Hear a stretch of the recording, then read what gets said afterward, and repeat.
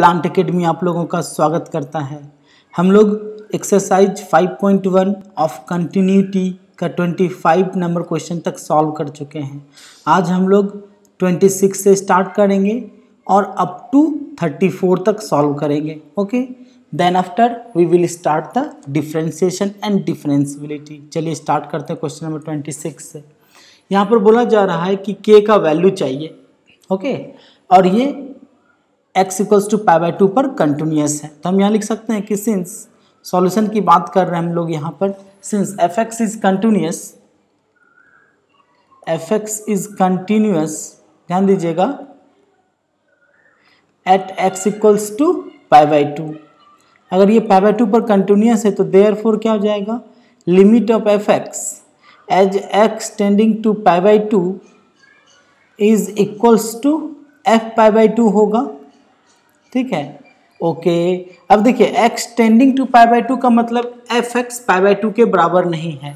अगर fx π/2 के बराबर नहीं है तो fx का वैल्यू क्या होगा, k cos x by pi minus 2x as x tending to π/2 equals to f/2। f/2 का वैल्यू क्या होगा, 3। ओके, अब देखिए तो फिर हम लोग इसको अगर सॉल्व करें तो limit as x tending to π/2, इसको हम लोग लिख सकते हैं k इंटू कॉस एक्स को लिख सकते हैं साइन π/2 माइनस एक्स बाय, यहाँ से 2 कॉमन निकाल ले तो ये क्या हो जाएगा फिर π/2 minus x equals to 3।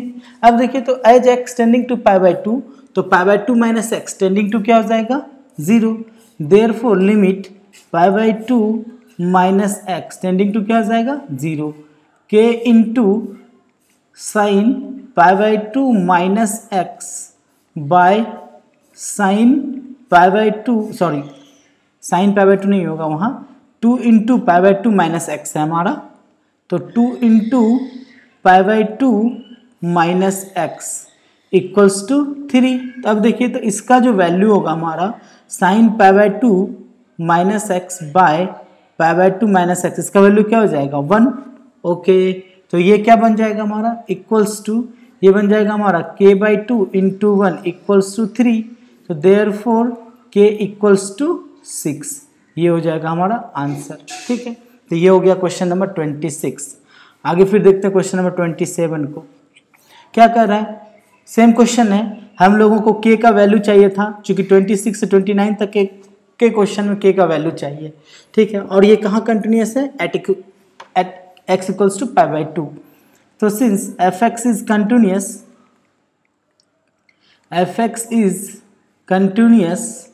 Eight x equals to π/2। Okay, तो देयरफॉर क्या हो जाएगा, therefore limit of fx as x tending to π/2, sorry as x tending to π/2 पर नहीं, ये 2 पर कंटिन्यूस है।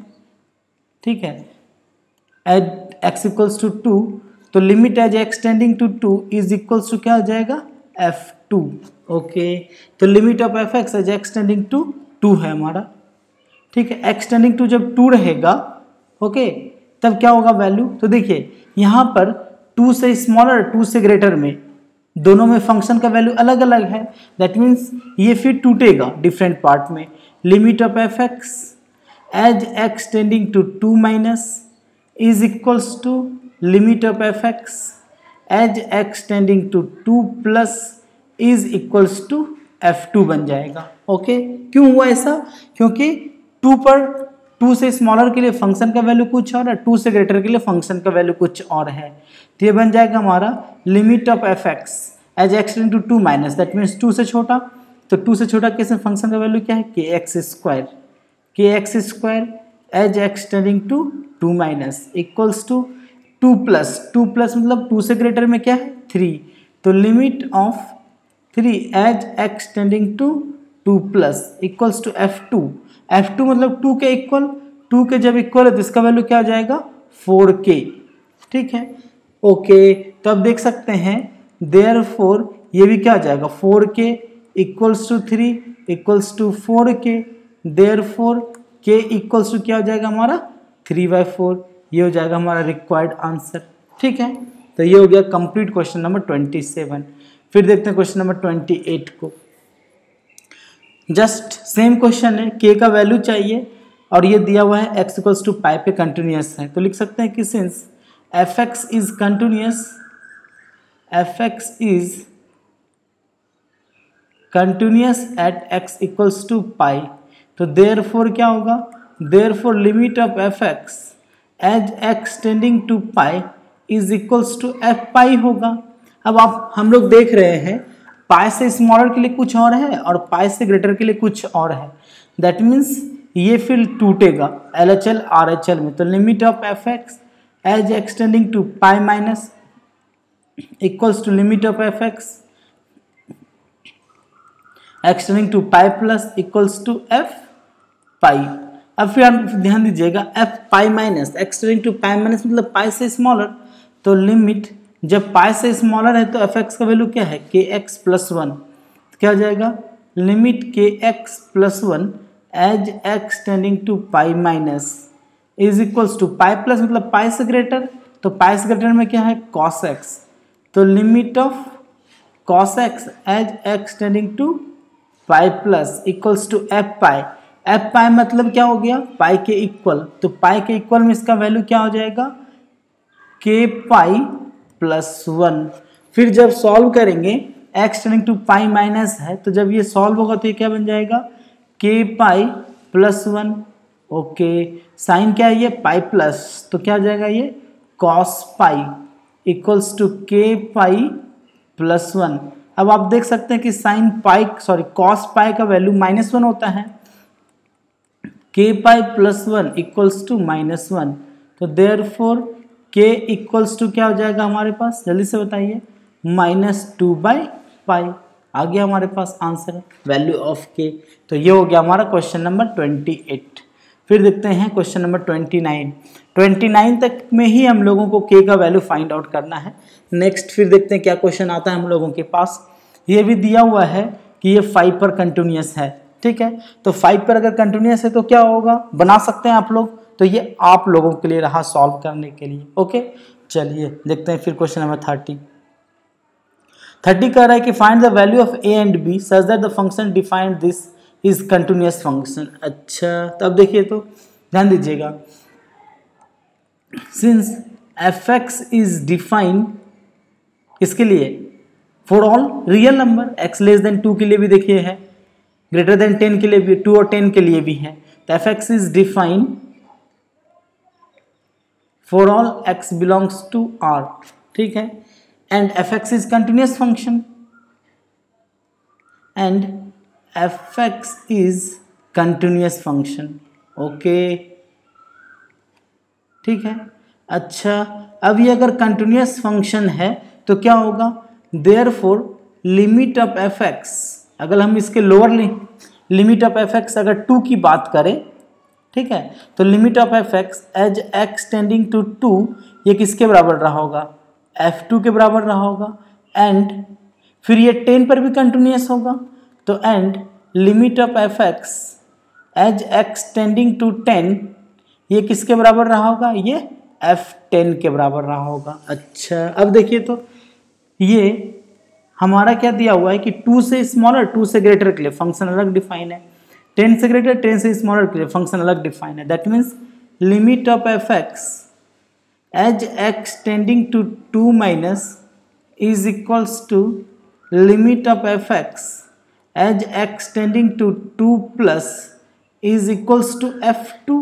अच्छा, and similarly limit of fx as x tending to 10 minus is equals to limit of fx as x tending to 10 plus is equals to f10, ऐसा होगा। अच्छा, अब यहाँ देखिए, अगर हम लोगों के पास क्या होगा, limit as x tending to 2 minus, तो 2 माइनस मतलब 2 से छोटा, तो 2 से छोटा में फंक्शन का वैल्यू क्या दिया हुआ है 21, तो ये क्या हो जाएगा, ध्यान दीजिएगा, ये हो जाएगा 21 equals to limit of fx as x tending to 2 plus, 2 plus में क्या दिया गया है, 2 से ग्रेटर में क्या दिया हुआ है ax प्लस b, तो ये क्या हो जाएगा limit of ax plus b as x tending to 2 plus is equals to F2। F2 मतलब 2 के इक्वल, जब 2 के इक्वल है तो इसका वैल्यू क्या है 5, तो फिर ये इक्वल्स टू क्या हो जाएगा 5। ठीक है, देखिए तो 2 माइनस में 2 से छोटा, तो 2 से छोटा में एक्चुअली वैल्यू 5 दिया हुआ है, हम यहाँ पर 21 लिख चुके हैं, ये गलत हो गया है, यहाँ पर एक्चुअली हो जाएगा ये 5।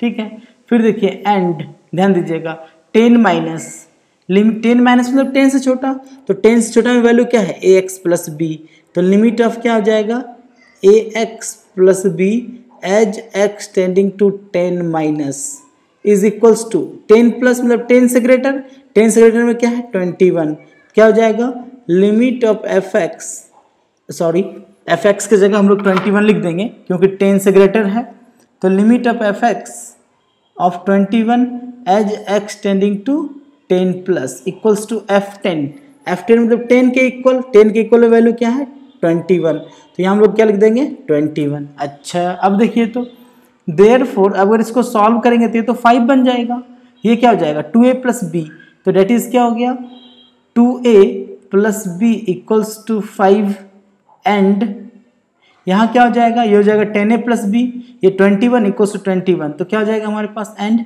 10a plus b equals to 21। अब क्या करेंगे सॉल्व कर देंगे, इसको मान लेंगे हम लोग यहाँ पर 1 और यहाँ मान लेंगे 2, तो solving 1 and 2, solving 1 and 2 we get, तो सॉल्व करने के लिए क्या करते हैं 2 में 1 को सब्ट्रैक्ट कर दे रहे हैं, तो कितना हो जाएगा हमारे पास 8a इक्वल्स टू 16, तो a equals to 2 and a अगर 2 होगा हमारा, ठीक है ध्यान दीजिएगा a का वैल्यू 2 रखेंगे तो b क्या हो जाएगा 1, तो एंड b इक्वल्स टू 1 आ गया रिक्वायर्ड आंसर। ठीक है, बन गया हमारा क्वेश्चन नंबर 30। अब देखते हैं हमारा question number 31। So that the function defined by f x equals to cos x square is a continuous function. ठीक है, चलिए 31 की बात करते हैं। सिंस एफ एक्स क्या है, एफ एक्स दिया हुआ है कॉस एक्स स्क्वायर, ठीक है कोई प्रॉब्लम नहीं है। हम लोग यहाँ पर मान सकते हैं कि let h x equals to cos x and g x है हमारा एक्स स्क्वायर। ठीक है, अब देखिए तो कॉस का जो फंक्शन है वो सारा रियल नंबर के लिए कंटिन्यूस होता है। Since h x equals to cos x is continuous for all x belongs to R, इसको मान लेते हैं हम लोग D1 एंड ध्यान दीजिएगा g x equals to x square is continuous for all x belongs to R, ये मान लेते हैं D2। ठीक है, कोई प्रॉब्लम नहीं है। अब देखिए तो since composition of function is continuous function, कहाँ तो D1 इंटरसेक्शन D2 में। ठीक है, तो ध्यान दीजिएगा since composition of two continuous function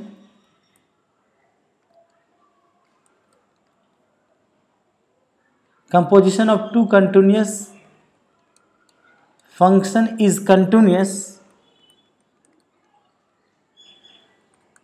for all x belongs to D1 intersection D2। ठीक है, अच्छा कोई प्रॉब्लम नहीं है।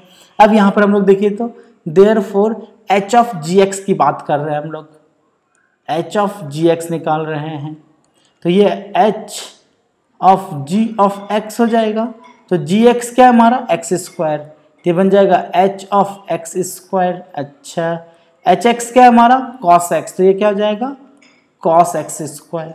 ठीक है, तो cos x स्क्वायर क्या हो जाएगा इज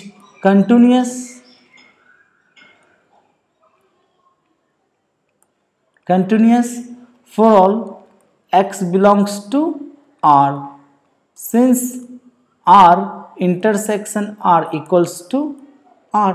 आर ही बात समझ में। अब देखिए तो ये एफ एक्स क्या है एक्स स्क्वायर है, तो फ्रॉम एभव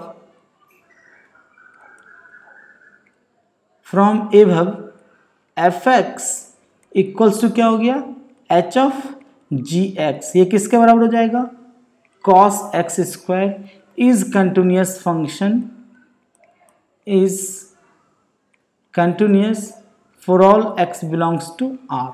ओके, ये हो गया हमारा क्वेश्चन नंबर 31। अब बात करते हैं हम लोग क्वेश्चन नंबर 32 का। So that the function f x equals to mod x is a continuous function. इसको भी उसी रूप में बनाएंगे। मान लेते हैं सिंस एफ एक्स क्या दिया है, एफ एक्स दिया है हमारे पास mod of cos x. Okay, कोई प्रॉब्लम नहीं है। तो देखिए क्या करते हैं, मान लेते हैं let g x equals to mod x. ठीक है, और ये भी एक कंटिन्यूस फंक्शन है। Is continuous for all x belongs to R and h x मान लेते हैं cos x is continuous for all x belongs to r। ठीक है, and since composition of two continuous function is composition of two continuous function is continuous for all x belongs to d1 intersection d2। तो therefore क्या हो जाएगा हमारे पास, ध्यान दीजिएगा, therefore अगर यहाँ कंपोजिशन निकाले हम लोग, तो कंपोजिशन निकाल रहे हैं हम लोग g ऑफ एच एक्स निकाल ले रहे हैं यहाँ। तो क्या हो जाएगा g of h of x, तो एच एक्स क्या हो जाएगा cos x, तो ये हो जाएगा g of cos x। G x क्या है मॉड x, तो g ऑफ cos x क्या हो जाएगा मॉड cos x। तो क्या हो जाएगा is continuous for all x belongs to r intersection r होगा। That is x belongs to r। तो therefore f x equals to g of h x is equals to क्या हो जाएगा mod of cos x is continuous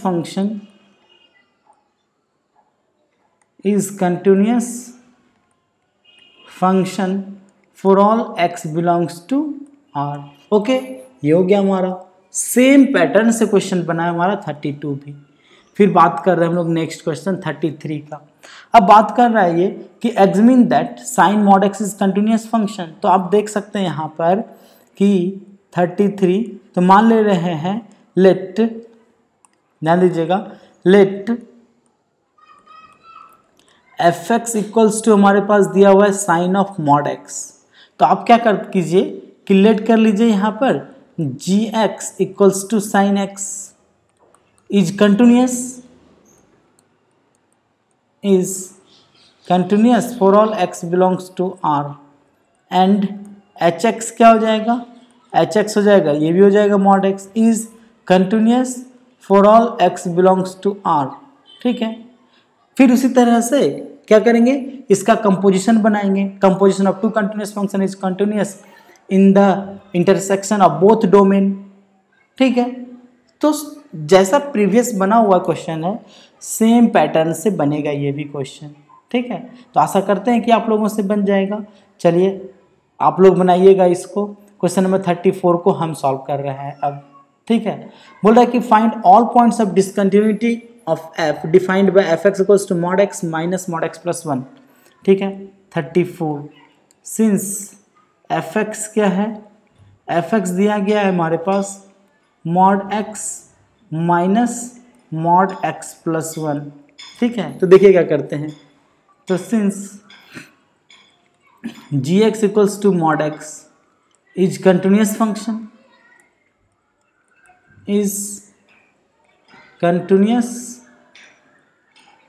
function for all x belongs to R and hx क्या हो जाएगा mod x plus 1 is continuous function for all x belongs to R। ठीक है, addition of two continuous function is also continuous. इसको यहाँ पर d1 मान ले रहे हैं, इसको मान ले रहे हैं d2। ठीक है, सिंस हम लोग जानते हैं कि as we know as we know that addition of two continuous function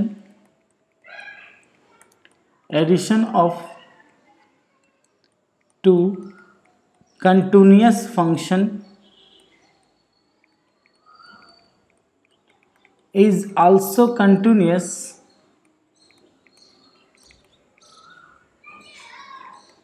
for all x belongs to d1 intersection d2।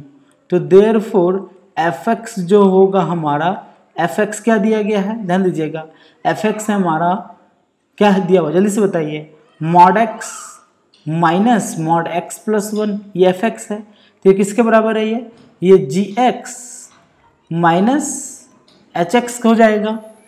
Is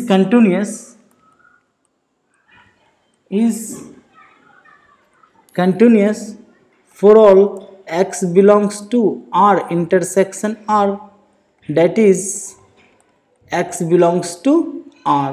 okay, तो यहां से क्या हो गया, therefore from above we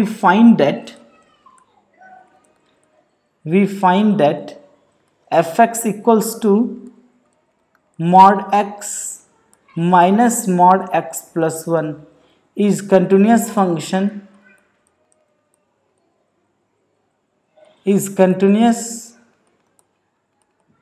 function for all x belongs to R। Okay, चलिए आज हम लोगों का एक्सरसाइज 5.1 का एंड हो चुका है। अब हम लोग पढ़ेंगे नेक्स्ट चैप्टर 5.2 को सॉल्व करेंगे, जिसमें डिफरेंशियबिलिटी है और डिफरेंशिएशन भी है। तो सबसे पहले हम डिफरेंशिएशन के सारे फॉर्मूला और उसके एप्लीकेशन का एक वीडियो बनाएंगे। ओके, उसके बाद फिर डिफरेंशियबिलिटी का भी वीडियो चलता रहेगा साथ में, as well as solution of 5.2 का भी वीडियो चलता रहेगा। ठीक है, चलिए आशा करते हैं आप लोगों को अच्छा लगा होगा। अगर अच्छा लगा हो तो लाइक जरूर कीजिएगा और सब्सक्राइब नहीं किए तो प्लीज़ सब्सक्राइब कर लीजिए। मिलते हैं फिर हम लोग नेक्स्ट वीडियो में। पढ़ते रहिए, खुश रहिए, बाय बाय।